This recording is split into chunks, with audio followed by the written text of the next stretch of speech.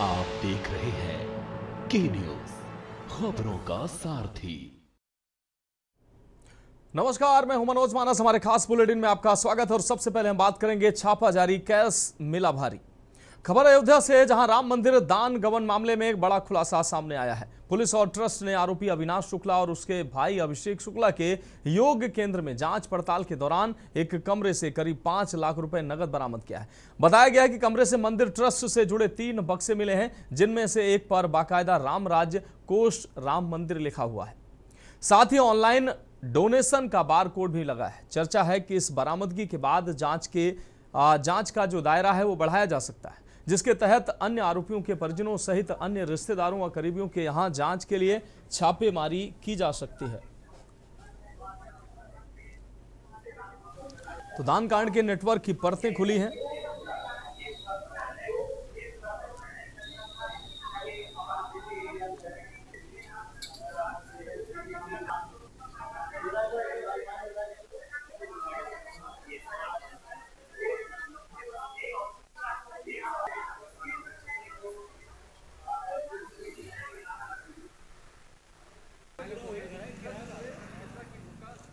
जी, अविनाश शुक्ला पिछले 1.5 सालों से यहीं रहता था और उसका भाई 10 साल पहले से यहाँ रहता था।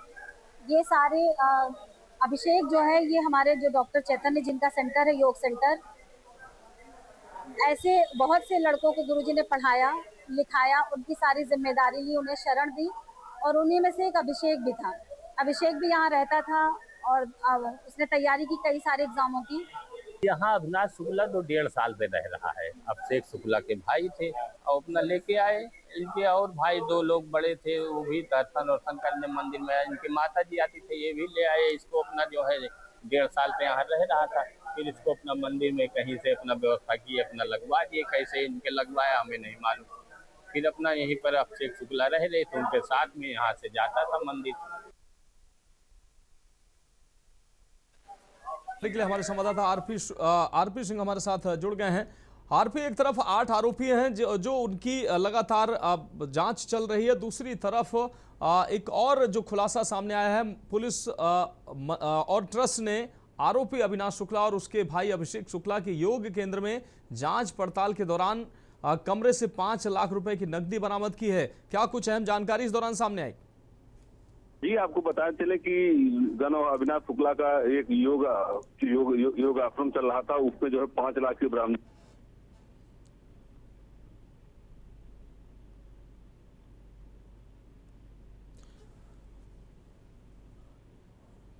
आरपी सिंह, आपकी आवाज हमारे दर्शकों को नहीं मिल पा रही है, शायद कुछ नेटवर्क की समस्या है। चढ़ावे में सेंध मारी पर अब लगातार जांच जारी। राम मंदिर दान कांड में यह बड़ा खुलासा अब सामने आया है। आपको बता दें, योग केंद्र में 5 लाख रुपए बरामद हुए हैं। राम राज्य कोष का बक्सा भी मिला है, आप तस्वीरों में देख सकते हैं, जिस पर एक बार कोड भी है। तो 8 आरोपियों की एक तरफ जांच लगातार जारी है, दूसरी तरफ लगातार नए नए खुलासे सामने आ रहे हैं। आपको बता दें, जिस तरीके से ये नया खुलासा सामने आया है, ट्रस्ट और पुलिस ने आरोपी अविनाश शुक्ला और उसके भाई अभिषेक शुक्ला के योग केंद्र में जांच पड़ताल के दौरान एक कमरे से करीब 5 लाख रुपए नगद बरामद किए। बताया गया है कि कमरे से मंदिर ट्रस्ट से जुड़े 3 बक्से मिले हैं, जिनमें से एक पर बाकायदा राम राज्य कोष राम मंदिर लिखा हुआ है। साथ ही ऑनलाइन डोनेशन का बार कोड भी इस पर लगा साफ तौर पर दिखाई दे रहा है। आरपी सिंह हमारे संवाददाता एक बार फिर से हमारे साथ जुड़ गए हैं। आरपी, लगातार एक खुलासे पर खुलासे अयोध्या में नजर आ रहे हैं। 5 लाख रुपए योग केंद्र से बरामद हुए हैं। किसके ये पैसे हैं? बक्से भी बरामद हुए हैं, जिस पर साफ तौर पर राम राज्य कोष लिखा हुआ मिला है। क्या कुछ अहम अपडेट इस पर सामने आया है? जी, आपको बताया जाए, ये अविनाश शुक्ला का योग केंद्र था जो पुलिस ने छापा मारा है कहीं न कहीं, और 5 लाख बरामद हुए हैं। इस तरह से तमाम जगह पर छापा मारा जा रहा है। कहीं पे प्रशासन के द्वारा खुल जाता है, क्योंकि अभी कोई भी प्रशासन इसको पुष्टि नहीं कर रहा। जितनी चीजें बरामद कर रहा है वो कहीं न कहीं प्रशासन अभी पुष्टि नहीं कर रहा है, वो एसआईटी को सौंप रहा है। अब जांच का विषय है कि एसआईटी कहाँ पे छापा मार रही है, कितने जगहों पे छापा, हर जगह था, क्योंकि इनके नात रिश्तेदार से लेकर के जितने लोग पाए जा रहे हैं उनको खंगाला जा रहा है। अभी तो सूत्रों के हवाले से खबर आ रही है कि राम मंदिर के अंदर 70 लोगों से पूछताछ हो रही है जो रसीद काट रहे हैं, जो और जो जितनी चीजें इकट्ठा कर रहे हैं, जितने लोग हल्का फुल्का पाए जा रहे हैं उनसे पूछताछ कर रही है। तो हर अहम चीजों पर निगरानी बनाए हुए है और SIT भी जांच कर रही है। तो सबसे पूछताछ की जाए, जितने लोग लिप्त पाए जाएंगे किसी को बख्शे नहीं जाएंगे, सबकी जांच चल रही है और इनकी नकल पूरी तरह से नकल कर दी गई है।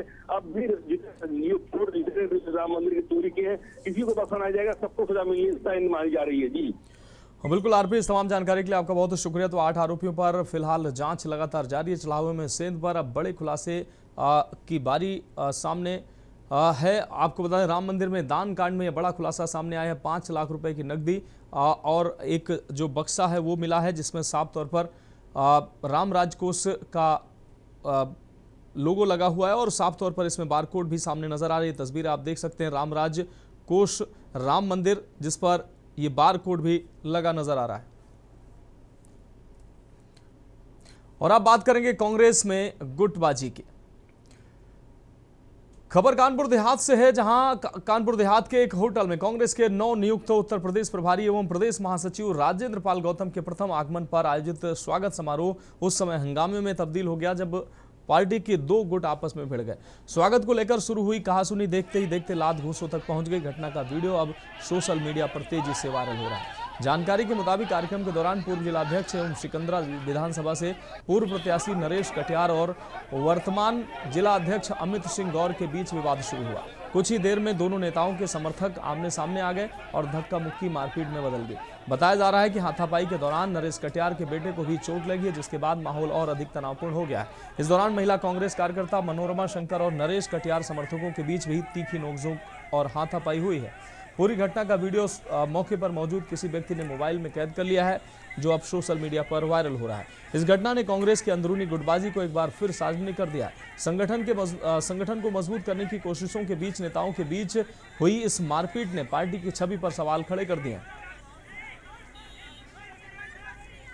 और इस खबर पर अधिक जानकारी के लिए हमारे संवाददाता अरमान मलिक हमारे साथ जुड़ गए हैं। अरमान, कांग्रेस में स्वागत समारोह में जो घमासान देखने को मिला है राजेंद्र पाल गौतम के स्वागत में, ये बवाल कैसा था, क्यों ये बवाल हुआ है और आपस में कांग्रेस में ये सरफुटबल की नौबत क्यों आई है?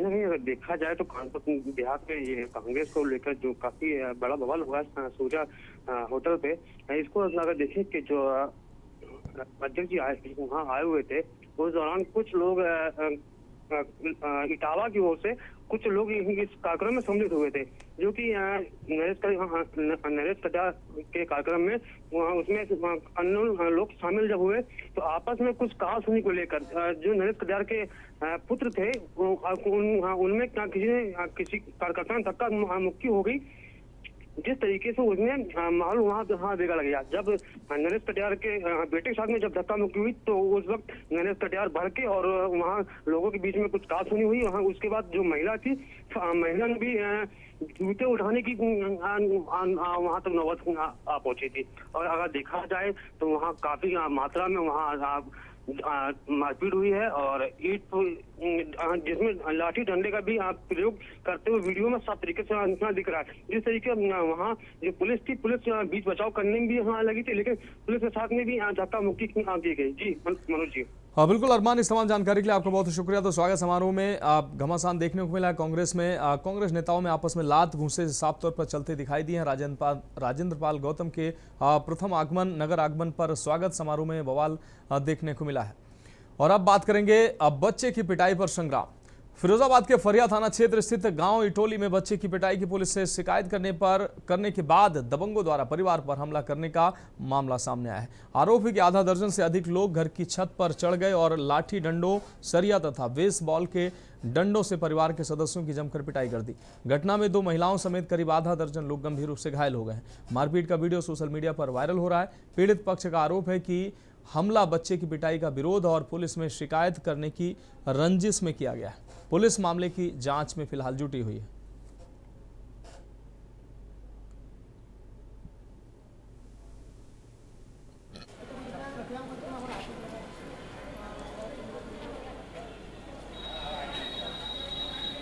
बात ये है गई, पहले हमारे छोटो नाती घर में दे के मारो, पूर्व प्रधान सुखबीर ने और पंची ने और गोविंद ने और राकेश ने, राहुल ने, इनने घेरे के में बच्चा मारो। आज किस बात को पीछे झगड़ा हुआ? आज किस बात के पीछे हुआ? ना ताके बाद हम पुलिस थाने आए, हमारी रिपोर्ट नहीं ली।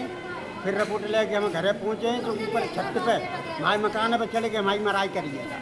कौन से गांव की बात है? इटौली। किस बात के पीछे झगड़ा हुआ था? बात जी अच्छी बात ना आई, माँ बच्चा मैं काम करतू।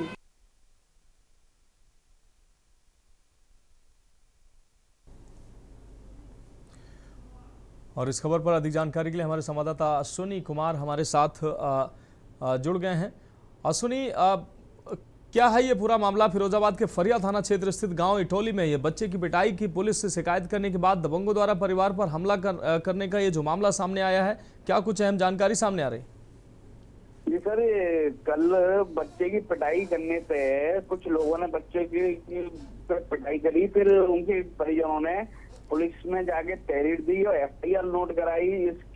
तो इसी के संबंध जो आरोपी थे उन्होंने घर पहुंच के 8-10 लड़के थे जिन काफी संख्या में, और घर पहुंच के पूरे परिवार को मारपीट करी है, डंडी होकों से मारपीट करा है और इसकी संज्ञान पुलिस को दी गई।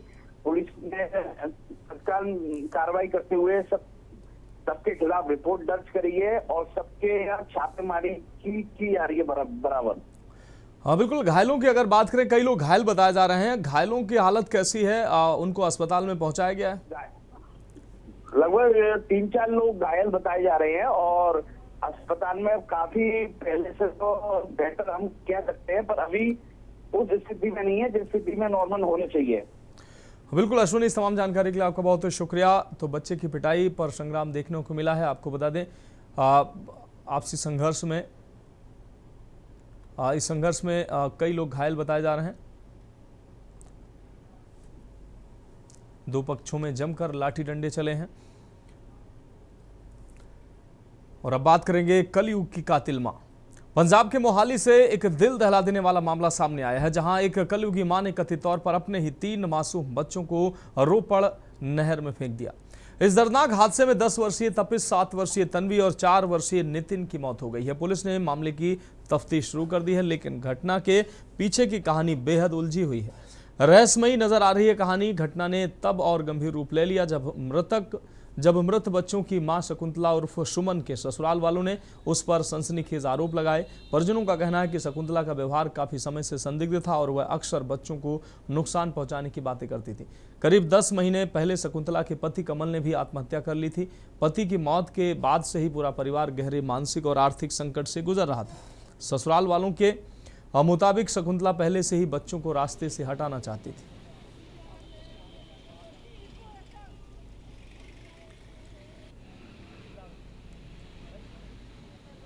तो मां ने 3 मासूम बच्चों को नहर में फेंका है। तीनों बच्चों की दर्दनाक मौत हुई है और इस घटना से लोग स्तब्ध हैं। 10 महीने पहले पति ने सुसाइड किया था और अब घटना के पीछे की कहानी बेहद उलझी है, लोग ऐसा बता रहे हैं। लेकिन इस घटना के बाद लोगों में सनसनी फैली हुई है। इस घटना में तीनों बच्चों की दर्दनाक मौत हुई है। 10 महीने पहले पति ने भी सुसाइड किया था और अब 3 बच्चों को मां ने नहर में फेंका है।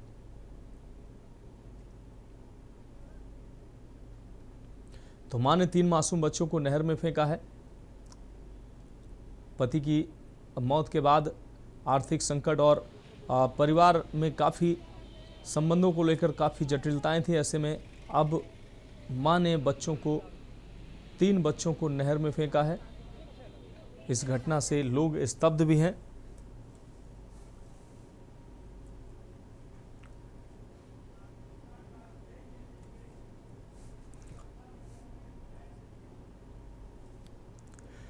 तो फिलहाल एक ब्रेक के लिए रुकेंगे और ब्रेक के बाद हम बात करेंगे मुजफ्फरनगर में लैंड जिहाद की।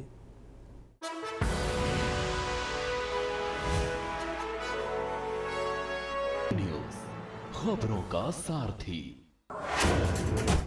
ब्रेक के बाद हमारे स्पेशल बुलेटिन में एक बार फिर से आपका स्वागत है। बात करें मुजफ्फरनगर में लैंड जिहाद की।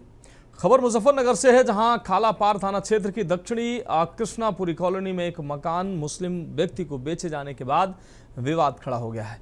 हिंदू संघर्ष समिति और अन्य संगठनों ने इसे कथित लैंड जिहाद बताते हुए विरोध प्रदर्शन के साथ बैठक भी आयोजित की। प्रदर्शनकारियों ने मकान पर ताला लगाकर खरीदार से उसे खाली करने की मांग उठाई। वहीं स्थानीय लोगों ने कॉलोनी में तनाव की आशंका जताई है। पूरा मामला क्षेत्र में लगातार चर्चा का विषय बना हुआ है।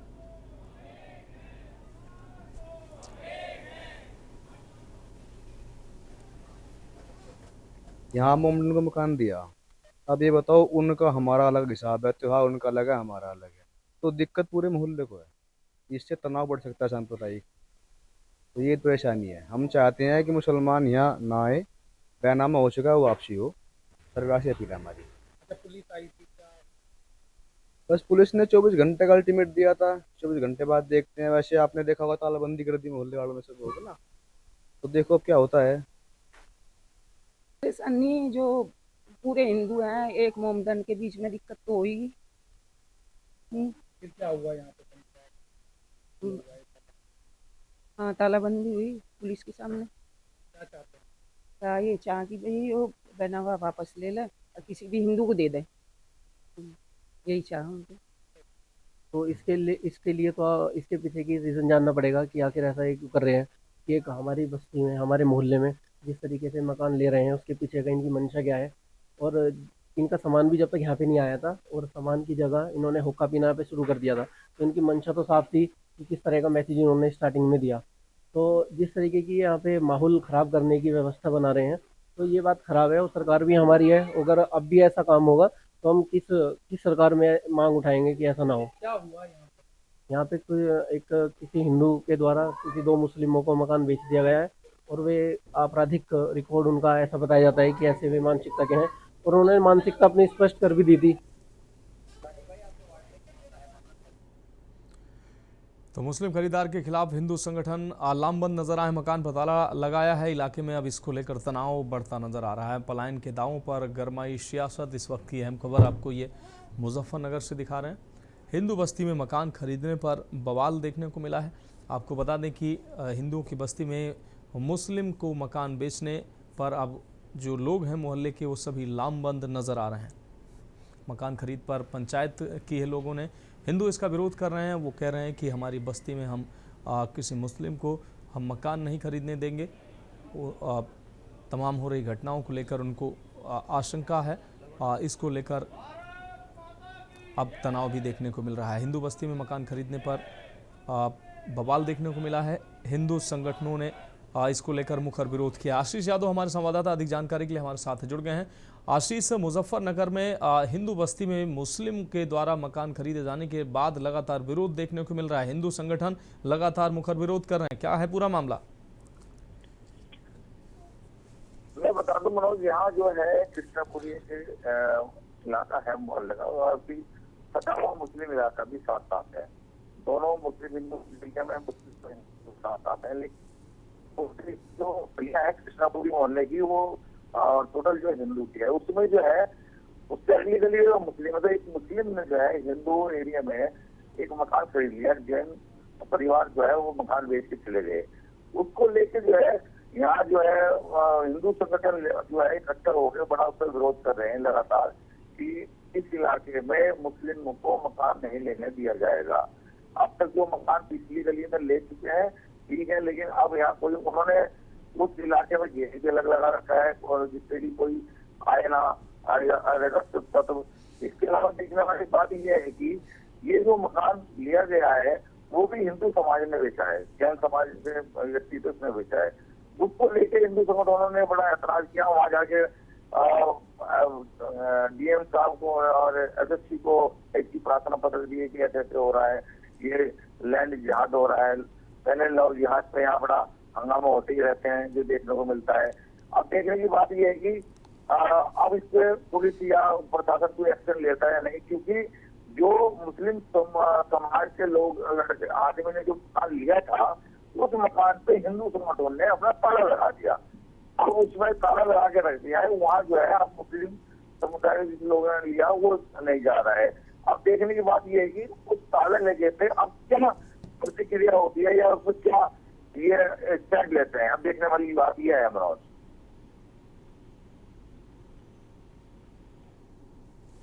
बिल्कुल आशीष, इस तमाम जानकारी के लिए आपका बहुत शुक्रिया। तो मुस्लिम खरीदार के खिलाफ हिंदू संगठन लामबंद नजर आ रहे हैं। आपको बता दें मकान पर ताला लगाकर विरोध कर रहे हैं और इसको लेकर अब इलाके में तनाव भी देखने को मिल रहा है। और अब हम बात करेंगे फर्जी फर्म 3200 करोड़ फ्रॉड। कानपुर में चकेरी पुलिस और पूर्वी जोन की सर्विलांस टीम ने बड़ी कार्रवाई करते हुए फर्जी फर्मों के जरिए कथित तौर पर 3200 रुपए यानी 3200 करोड़ रुपए के वित्तीय फर्जीवाड़े से जुड़े 50,000 रुपए के इनामी आरोपी फैज को लखनऊ के अलीगंज क्षेत्र से गिरफ्तार किया है। पुलिस के मुताबिक फैज अपने पिता और गिरोह के कथित सरगना महफूज अली उर्फ पप्पू छुरी के साथ मिलकर एक संगठित गिरोह चला रहा था। आरोप है कि गिरोह कम पढ़े लिखे, आर्थिक रूप से कमजोर और मजदूर वर्ग के लोगों को बीमा, बैंक लोन और सरकारी योजनाओं का लाभ दिलाने का झांसा देकर या डरा धमकाकर उनके पैन कार्ड और अन्य पहचान दस्तावेज हासिल कर लेता था। इसके बाद उन्हीं दस्तावेजों के आधार पर पीड़ितों की जानकारी के बिना उनके नाम पर जीएसटी पंजीकृत फर्जी फर्में और बैंक खाते खोले जाते थे। पुलिस के अनुसार इन फर्जी संस्थाओं के जरिए बड़े पैमाने पर वित्तीय लेन देन किया गया। मामले की जांच अब प्रवर्तन निदेशालय भी कर रहा है। पुलिस का कहना है कि गिरोह के अन्य सदस्यों और पूरे नेटवर्क की जांच फिलहाल जारी है। इसमें एक डकैती की घटना घटित हुई थी जिसमें मुकदमा वादी था। पहले स्टार्टिंग में घटना से डिनाई कर दिया, लेकिन वहाँ पे जो उपस्थित लोग थे और जो वहाँ टेक्निकल हमें जो एविडेंसेस मिले वो घटना की पुष्टि किए। फिर हमने जो मुकदमा वादी है इसको मोटिवेट करके हमने फिर इसमें डकैती की जो मुकदमा था वो लिखवाया था। उसके बाद पूरी घटना हमने वर्कआउट की। जितने डकैती में शामिल लोग थे सबको हमने जेल भेजा। उसकी जो धनराशि गई थी वो भी बरामद की थी। साथ ही साथ हमें दिमाग में कहीं ना कहीं हमारे सस्पिशन अराइज हुआ कि भाई इतनी बड़ी घटना हो गई और मुकदमा वादी क्यों नहीं मुकदमा लिखवाना चाह रहा था। जानकारी के लिए हमारे संवाददाता सारिका गुप्ता हमारे साथ जुड़ चुके हैं। सारिका, 3200 करोड़ रुपए के फर्जीवाड़े का खुलासा कानपुर में देखने को मिला और 50,000 का इनामिया गिरफ्तार किया गया है। क्या है पूरा मामला? बता दो, जिस तरीके से चकेरी पुलिस पूर्वी जोन और सर्विलांस की टीम ने एक बड़ी कामयाबी हासिल करी है। एक फर्जीवाड़ा जो धोखाधड़ी कर जबरन लोगों से वसूली करता था, ये गिरोह था जिसमें 5 से 6 सदस्य थे। उसका एक 50,000 का इनामिया फैज था जिसको पुलिस ने गिरफ्तार कर लिया है। अलीगंज से, लखनऊ के जो अलीगंज क्षेत्र है वहां से इस फैज को गिरफ्तार किया गया और उसके बाद जो है पुलिस ने इससे जो है पूछताछ करी और उसमें ये खुलासा हुआ है क्योंकि जो फैज है वो अपने पिता और जो गिरोह के सरगना कहा जाता है महफूज अली उर्फ पप्पू छुरी, उनके साथ मिलकर संगठित होकर सिंडिकेट चला रहे थे। और इस पूरे सिंडिकेट में जो कम पढ़े लिखे लोग हैं, जो आर्थिक रूप से कमजोर हैं, मजदूरी करते हैं, वो उन लोगों को शिकार बनाते थे और उसके बाद पीड़ितों को बीमा, बैंक लोन या सरकारी योजनाओं का लाभ दिलाने के नाम पर उनसे पैन कार्ड लेते थे, पहचान पत्र हासिल कर लेते थे, बैंक अकाउंट नंबर हासिल कर लेते थे और उसके बाद उनके साथ फर्जीवाड़ा करते थे। तो इस पूरे गेम का जो है पुलिस ने पर्दाफाश कर दिया है और जो गिरफ्तारी है वो 50,000 के इनामिया फैज की कर ली गई है। हाँ बिल्कुल शारिका, इस तमाम जानकारी के लिए आपका बहुत बहुत शुक्रिया। तो फर्जी फर्म बनाकर करोड़ों रुपए का खेल जो चल रहा था, पुलिस ने इसका पर्दाफाश किया। 3200 करोड़ का फर्जीवाड़ा, पुलिस ने 50,000 के इनामिया को पकड़ा है। गरीबों के नाम पर चला रहा था ये फ्रॉड का सिंडिकेट। तो फिलहाल हमारे खास बुलेटिन में अभी के लिए मेरे साथ इतना ही। मुझे दीजिए इजाजत और आप देखते रहिए के न्यूज़ इंडिया।